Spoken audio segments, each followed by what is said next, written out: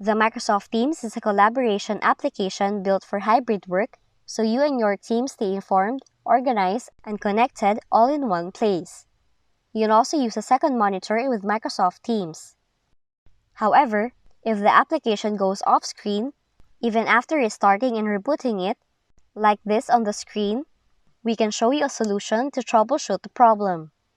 Now, if you have the same problem like this, what you can do is press the Alt key, the space bar, and the letter M all together on your keyboard, and an arrow cross symbol would appear as your cursor.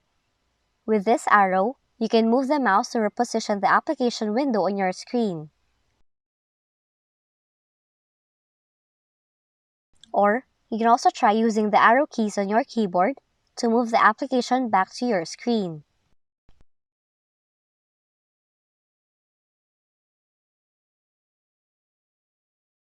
And that's what you can do when the Microsoft Teams application goes off-screen.